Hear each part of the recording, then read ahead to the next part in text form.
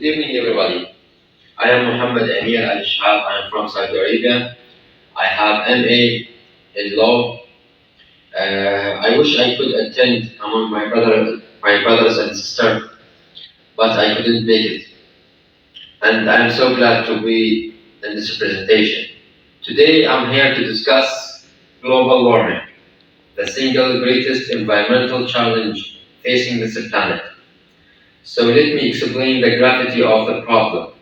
Bottom line, the fuel we use to power our homes, our cars, and our businesses is causing the Earth to warm faster than anyone expected. A scientific consensus has been forged. There is a broad agreement that the Earth will only get hotter. The question is how hot and why? First, how hot? If we act now and further, temperature increases are kept to 1 to 2 degrees Fahrenheit by the end of the century. The damage, though significant, will be manageable. But if we don't act and warming increases by 5 to 9 degrees by the end of the century, the damage will be catastrophic and irreversible. So we must act now. Each of us is converted with the choice that will impact not only our future, but the futures of our children and grandchildren. Do we continue with the business as usual attitude, or do we make the change necessary to prevent catastrophe now? For the question why? Quite simply because we are addicted to fossil fuels, and it is the burning of these fuels, coal, oil, gasoline, and natural gas, and the greenhouse gases they produce that is the primary cause of global warming. Carbon dioxide is produced by power plants, car manufacturing, and power residential and commercial buildings. And here is the key. Carbon dioxide doesn't dissipate. It stays in the atmosphere for 5 decades or more, causing the Earth temperature to rise. There will be serious consequences for our planet unless we make major changes.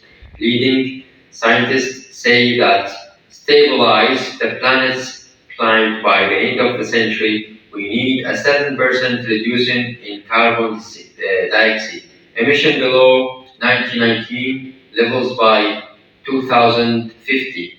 So the goal should be to stabilize carbon dioxide at 450 parts per million by 2050.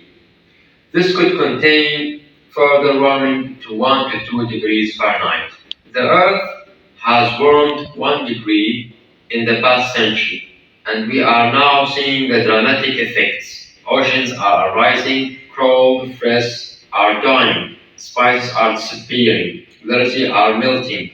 We learned just last week the Greenland is now losing 20% more mass than it receives from new snowfall each year. And it will shrink further as the planet warms. Extreme weather patterns have emerged: heat waves, drought, hurricanes, floods, and they are occurring with a greater frequency and a greater intensity. In 2003, heat waves caused 20,000 deaths in Europe and 1,500 deaths in India, and the number of Category 4 and 5 hurricanes has doubled since the 1917 Katrina's alone is testament to that. And things will only get worse as Earth's temperature rises. The question is, how much will the increase be? If nothing is done, if the Earth warms 5 to 9 degrees Fahrenheit, the face of our planet will change forever. The Greenland and Western Antarctic ice sheets would melt completely. These two ice sheets currently hold 20% of the Earth's fresh water. Sea levels could well rise by 20 feet. Think about the damage that would cause the coastal areas around the world. Additionally, hurricanes, tornadoes, and other severe weather will become more violent than ever Marilla will spread. Electricity producer would have two ways to meet the cap, either implement new technologies or purchase credit from other companies that have reduced their emissions below the target cap. A credit essentially is an allowance to emit a ton of greenhouse gases. So the cap would be met and carbon dioxide would be reduced over time. One of the key elements of our program is to put agriculture in the system.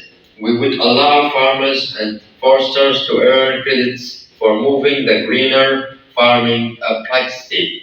These include tilling land less frequently, planting trees on vacant land, and converting crops to those that can be used for biofuels. Farmers and growers would be able to earn dollars for a price conversion to carbon sequestration and reduction.